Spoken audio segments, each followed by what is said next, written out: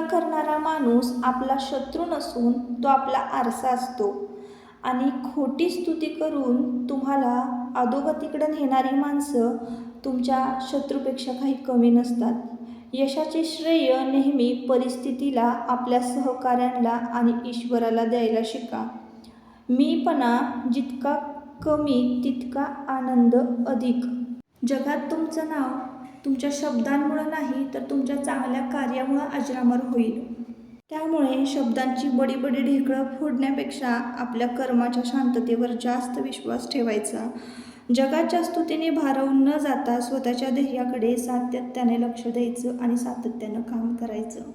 Hello, नमस्कार. मी सुप्रिया आणखी एका नवीन ब्लॉगमध्ये तुमचं मनापासून स्वागत करते. तुम्हाला आजचा दिवस सुखाचा, आनंदी आणि आरोग्यदायी जावो. तुम्ही जी काही स्वप्न पाहिली असतील ती सगळी स्वप्न तुमची पूर्ण होत. त्याचबरोबर शुभ संध्याकाळ सर्वांना. संध्याकाळचं छान असं मोकळं वारं सुटलं होतं. तुम्हाला आजूबाजूचं वातावरण दाखवलं आणि आत्ता की नाही संध्याकाळच्या वेळेला म्हणजे याच्या आधी दुपारच्या वेळेला मी बेडरूम वगैरे सगळी झाडझटक करून घेतली होती आणि आज ना मला बेडशीट वगैरे चेंज करायची आहे. सध्या ना मी बांगड्या वगैरे घालत नाही आहे किंवा ज्वेलरी घालायचं टाळते. त्याचं कारण मी तुम्हाला लवकरच सांगेन. तर कसं असतं ना, काही गोष्टी तुम्हाला सांगायच्या म्हटलं की म्हणजे प्रत्येक गोष्टीची योग्य अशी वेळ यावी लागते. मगच आपल्याला त्या गोष्टी सांगायच्या असतात किंवा काही करायचं असतं.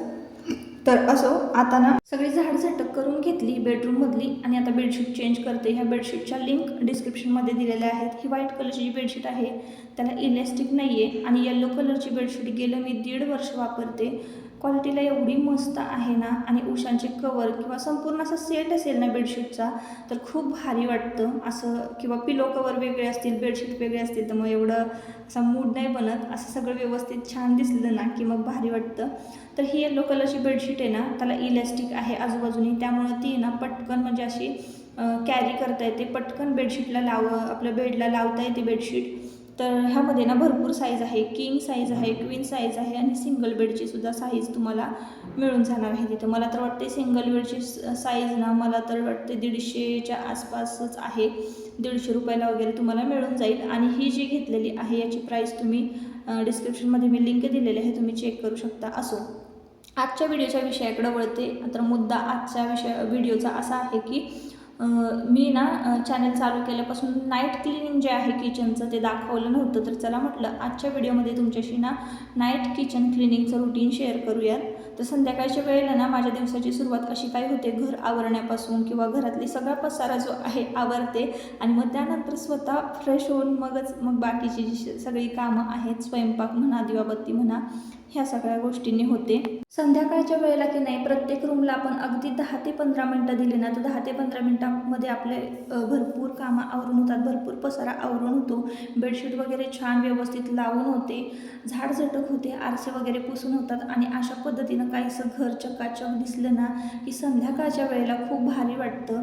आणि मग कधी पाहुणे आले अचानक तर मग आपली जास्त धावपळ होत नाही. म्हणून काय करते मी, प्रत्येक रूमला अगदी 10 मिनटं 15 मिनटं असा वेळ देते आणि त्या वेळेमध्ये ना हे क्लिनिंगची कामं जी आहे ती करून घेत असते. ही टिप ना तुमच्यासाठी सुद्धा खूप उपयोगी पडेल. अगदी संध्याकाळी तुम्ही सकाळी जरी नाही ना फर्निचर वगैरे मला क्लीन करायला मिळालं तर मी आवर्जून संध्याकाळचे फक्त 10 ते 15 मिनटं काढते आणि सगळ्या ज्या वस्तू आहेत ना त्या पटपट पुसून घेत असते. मग ते हॉलमधलं फर्निचर असू दे, बेडरूममधलं फर्निचर असू दे, बेडशीट व्यवस्थित करणं असू दे, ड्रेसिंग टेबलचा जो आरसा आहे तो क्लीन करणं असू दे, ह्या सगळ्या गोष्टी.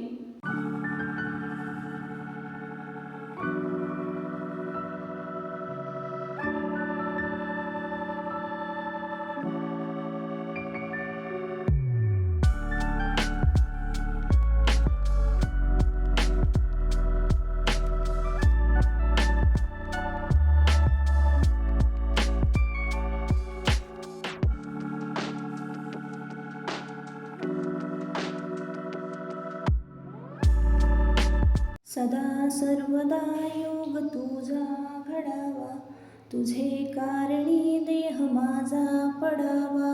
उपेक्षू नको गुणवंत अनंता, रघुनायका मागणे हेची आता. जय जय रघुवीर समर्थ. संध्याकाळच्या वेळेला की नाही घंटानाद करायचा नसतो, फक्त धूपदीप करायचं असतं. इथं मी धूपदीप केलेलं आहे आणि धूपदीप करण्याआधी की नाही संध्याकाळची सगळी कामं घरातली आवरलेली आहे ना, मूड एकदम फ्रेश होतो आणि अजून पॉझिटिव्ह वाटतं. जो काही दिवसभराचा थकवा आहे ना, तो अजिबात आपल्याला म्हणजे थकवाच येत नाही मला तर कधी. हेच एक मेन कारण आहे. तुम्ही म्हणता ना कितीही कामं केली तरी तुम्ही फ्रेश दिसता, कसे तुम्ही एवढे एनर्जेटिक असतात, तर त्याचं हेच कारण आहे. छोट्या छोट्या गोष्टींमधून आपल्याला खूप सारी एनर्जी मिळत असते, ते फक्त आपल्याला कळायला पाहिजे. तर संध्याकाळी की नाही सासूबाई फिरायला जातात आणि भरपूर ना जास्वंदीच्या कळ्या घेऊन येतात. माझ्याकडे एक मातीचं भांडं आहे, ते देवघरामध्ये मी भरून ठेवते पाण्याने आणि ते पाणी थंडगार होतं आणि मग सकाळी सकाळी फुलं उमलतात ना, तीच फुलं मी देवाला वाहत असते. आता ना 12 वाजलेले होते, 12 वाजायला 10 मिनटं बाकी होती आणि माझी ना भरपूर कामं झाली होती. म्हणजे जेवणं झाली ना की माझी जी काही साड्या पिकोफॉल करायच्या आहेत किंवा ब्लाऊज कटिंग वगैरे करायचं आहे ते मी सगळं करून घेते. इथं बेडरूम सगळी आवरली होती. ड्रेसिंग टेबलवर ना टॉवेलची घडी घालून व्यवस्थित ठेवली होती. सगळ्यांच्या टॉवेलच्या घड्या घातलेल्या आहेत आणि ते तुम्हाला जे पोतं दिसतंय ना, तर ते मला त्याच्यामध्ये गालीचे आहे, तुम्हाला पोटमाळ्यावर टाकायचं आहे. आता ना संध्याकाळचं आपण किचन क्लिनिंग करून घेणार आहोत. त्याआधी बघा मी इथं उडदाची डाळ भिजत घातलेली आहे. आता ही उडदाची डाळ किती फुगलेली आहे छान बघा.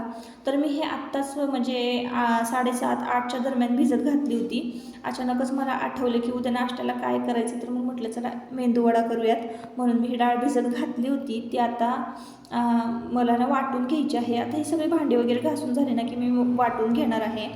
तर आता भांडी घासताना मी जे भरपूर साऱ्या टिप्स वापरते त्या मी तुमच्याबरोबर आजच्या व्हिडिओमध्ये शेअर करते आणि नाईट किचन क्लिनिंग माझं कसं असतं हे पण शेअर करते.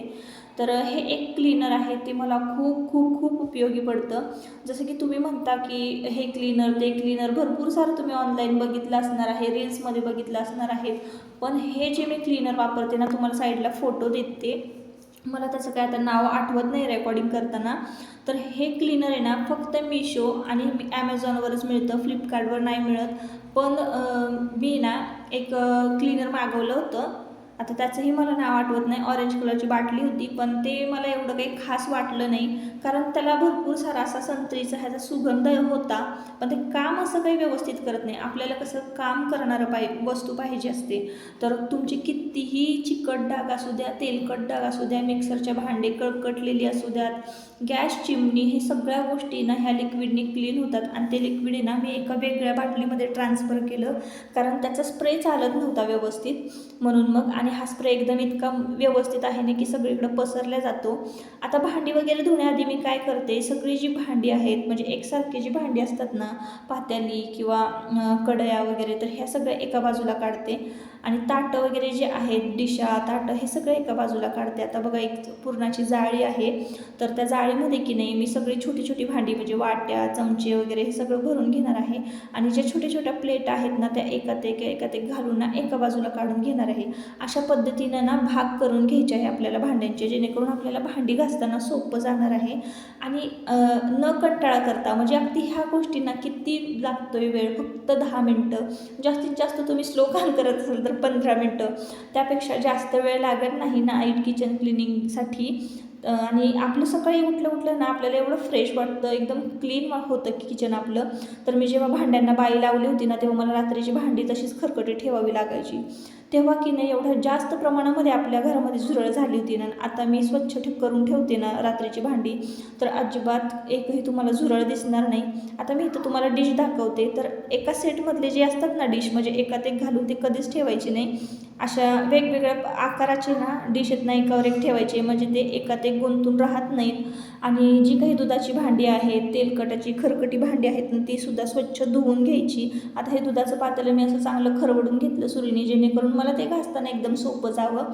तर अशा पद्धती अगदी छोट्या छोट्या गोष्टी असतात, एकदम व्यवस्थित म्हणजे स्टेप बाय स्टेप काम केलं ना, आपल्याला कधीच कुठल्याच गोष्टीचा कंटाळा येत नाही.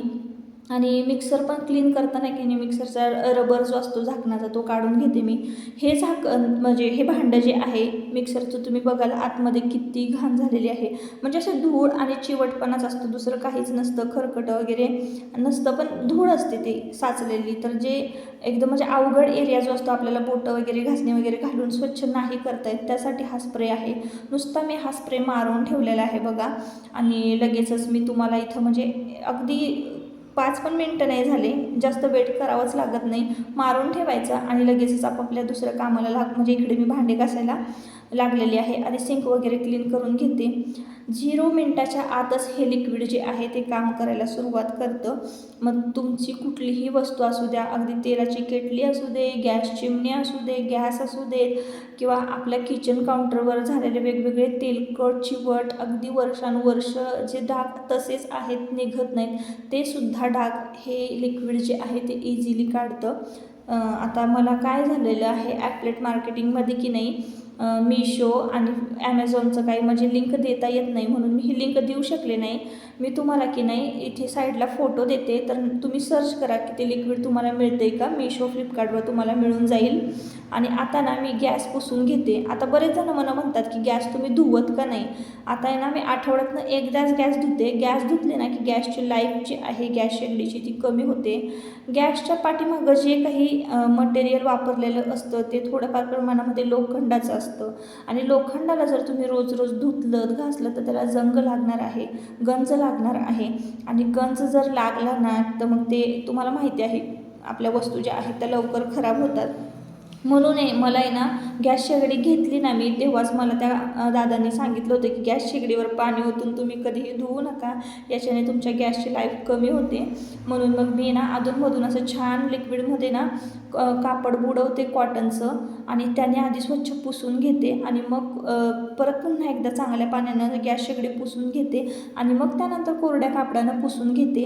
एवढी छान चकचकते ना शेगडी आणि खालचं जे काही मटेरियल आहे, जे काही पार्ट्स आहेत ते सुद्धा अगदी व्यवस्थित जसेच्या तसेच राहिलेले आहेत. अजिबात गंज लागलेला नाही, खरंच झालेले नाही आहेत. तर अशा पद्धतीनं मी ना आमची गॅस शेगडी जी आहे ती क्लीन करत असते.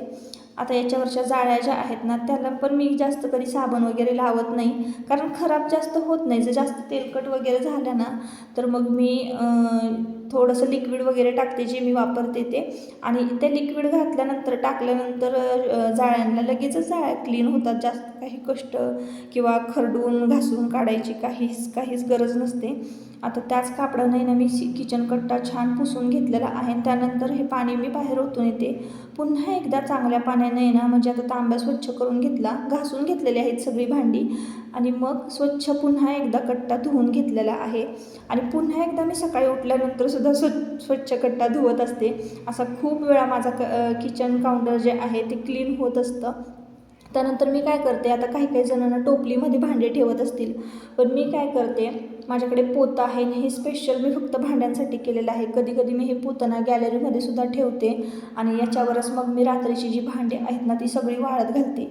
भांडी धुताना पण आहे ना काचेची जी भांडी आहेत ती मी वेगळ्या टोपल्यामध्ये ठेवून देत असते. कधी कधी आपण काचेची भांडी आहेत ना सगळे स्टीलच्या भांड्यामध्ये किंवा जर्मनच्या भांड्यामध्ये एकत्र ठेवत असतो किंवा टोपलीमध्ये एकत्र टाकत असतो. तर काचेची भांडी नेहमी वेगळी ठेवली पाहिजेत. त्याच्यासाठी वेगळी छोटीशी टोपली करा तुम्ही, म्हणजे तुम्हाला ती पटकन सकाळच्या वेळेला हाताला, म्हणजे सकाळी आपण उठतो तेव्हा चहा करतो सर्वात आधी, चहाची भांडी आपल्याला हाताशी असावी, तर मग छोट्याशा वेगळ्या टोपलीमध्ये ठेवून द्यायची आहेत आणि किंवा एका बाजूला ठेवून द्यायची आहेत. आता किचन कट्ट्यावर मी असं हे पोतं ठेवते आणि सगळी भांडी जी आहेत ना ती पालती घालून ठेवते. आता समोरच आमच्या किचन कट्ट्यावरच्या तुम्ही बघत असाल शेगडी हे आहे, खिडकी आहे आणि पुढच्या बाजूला सुद्धा खिडकी आहे. म्हणजे आमच्या किचनच्या रूम जी आहे किचनला भरपूर व्हेंटिलेशन आहे, भरपूर वारं आहे. त्यामुळे ना भांडी वाळायचा किंवा म्हणजे असा प्रश्नच येत नाही. भरपूर वारं आहे त्यामुळं भांडी छान सुकतात सकाळपर्यंत.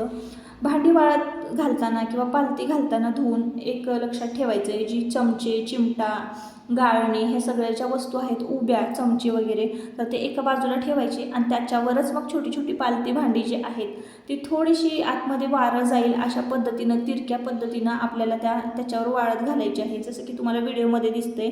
आणि मग त्यानंतर छोटी छोटी पालती घातली भांडी की त्याच्यानंतर मग मीडियम साईजची पातेली, कढई वगैरे हे असं पालतं घालायचं आहे, जेणेकरून ती थोडीशी तिरकी बसली पाहिजे, आतमध्ये वारं गेलं पाहिजे. अशा पद्धतीनं आपल्याला ही भांडी जी आहेत ना ती म्हणजे घासल्यानंतर अशी वाळत घालायची आहेत. किंवा आपण टोपलीमध्ये भरलं तरीसुद्धा टोपलीमध्ये सुद्धा भरताना आहे ना आपल्याला भांडी अशी उपडी घालून ठेवायची आहे. कुठलंच भांडं असं सरळ नको आहे की जेणेकरून सकाळपर्यंत त्या भांड्यामध्ये पाणी तसंच राहील. तर अशा पद्धतीनं माझं नाईट किचन क्लिनिंग रुटीन असतं.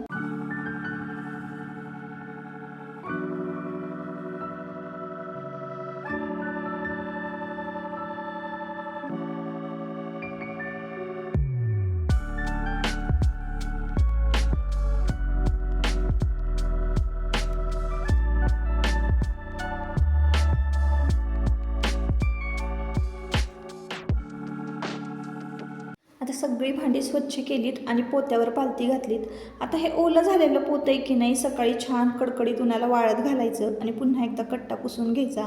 तुम्ही म्हणाले ही भांडी सगळी टोपल्यात का नाही ठेवलीत, तर टोपल्यात ठेवण्यापेक्षा ना मला कट्ट्यावर पालती घालणं सोपं वाटतं. कारण सकाळी सकाळी उठल्यानंतर आपण लगेच ना रॅक तिथं जवळ आहे तर तिथल्या तिथं मी लगेच रॅकला ही भांडी लावून देत असते. आता आपण जो काही दिवसभर म्हणजे नॅपकिन वापरतो किचन स्वच्छतेसाठी, भांडी पुसण्यासाठी वगैरे, तर तो पण लगच्या लगेच असं रात्री ना क्लीन करून ठेवायचा, जेणेकरून दुसऱ्या दिवशी वापरायला आपल्याला सोपं पडतं.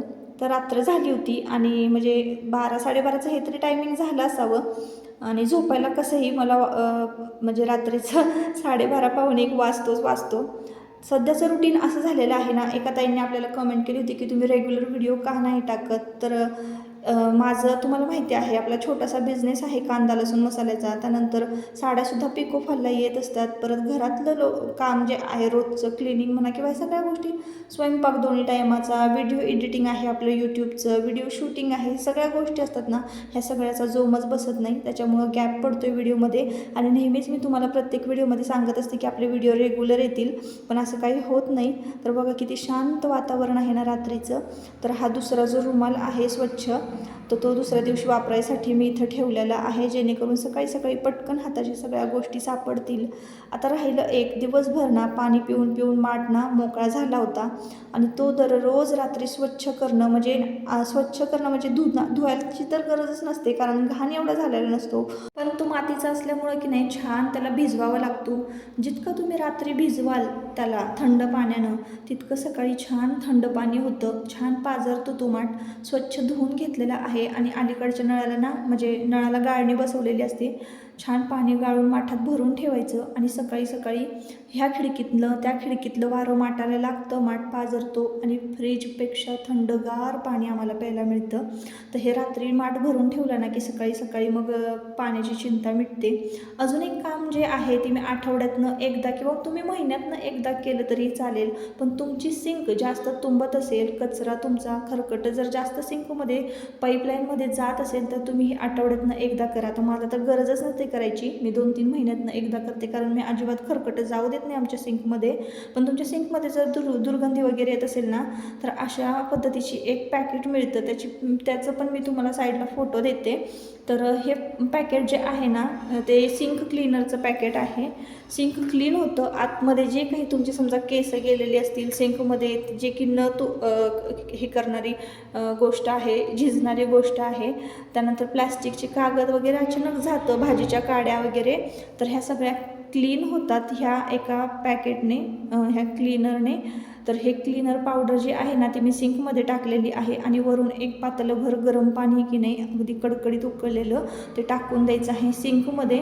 आणि सिंकमध्ये ना 1-2 मिनटासाठी ना तिन्ही नळ, म्हणजे तुमच्याकडे जे काही नळ असेल ना तर चालू ठेवून द्यायचं. आता माझ्याकडे 2ही नळ आहे सिंकला, एक पिण्याच्या पाण्याचा आहे, एक वापरायच्या पाण्याचा आहे. तर मी हे दोन्ही नळं ना अशी उघडी ठेवून देते, जेणेकरून सिंकमधली जी घाण आहे, तेलकट आहे, ते तर आधीच गरम पाण्यानं वाहून गेलेलं असतं, ह्या डिटर्जंटनं वाहून गेलेलं आहे. आणि त्यानंतर मी ना 1-2-3 मिनटं हे नळ असे खुलीच ठेवते, जेणेकरून जे काही अजून खरकट आहे ते सगळं पाईपलाईनमधलं सगळं वाहून जाईल आणि पाईपलाईनसुद्धा स्वच्छ होईल. तर अशा पद्धतीनं ना किचनची स्वच्छता किंवा सिंकची स्वच्छता केली ना तर अजिबात दुर्गंध वास कसलाच सिंकमधून येत नाही. मग अगदी तुम्ही मासे जरी धुवत असाल, नॉनव्हेज जरी धुवत असाल ना सिंकला, तरीसुद्धा तुमच्या सिंकमध्ये अजिबात वास येणार नाही, तुमची सिंक अजिबात तुंबणार नाही आणि पाईपलाईन स्वच्छ राहील. तर आता इकडंच खिडकी उघडी केली आहे आणि आता छान वारं येतं आहे, ही सगळी भांडी क्लीन होतील. तुम्ही हे बघत असाल मी अजिबात घासणी वगैरे लावली नाही, नुसतं भांडं धुवून घेतलेलं आहे क्लीनर फवारल्यानंतरचं. तर ते किती स्वच्छ झालेलं आहे ते तुम्हाला दाखवलं, गॅस कट्टा वगैरे एकदम मस्त स्वच्छ झालेला आहे, चकचकीत. तर असं काहीच असतं माझं संध्याकाळचं रुटीन आणि नाईट किचन क्लिनिंग रुटीन. चला तर मग आता या व्हिडिओचा इथं शेवट करते. आजचा व्हिडिओ जर तुम्हाला आवडला असेल तर नक्की आपल्या चॅनलला सबस्क्राईब करा, व्हिडिओला एक लाईक करा आणि हाईप देखील करा. परत आपण पुन्हा भेटूया नेक्स्ट व्हिडिओमध्ये. तोपर्यंत स्वतःची काळजी घ्या आणि मजेत राहा. चला बाय बाय.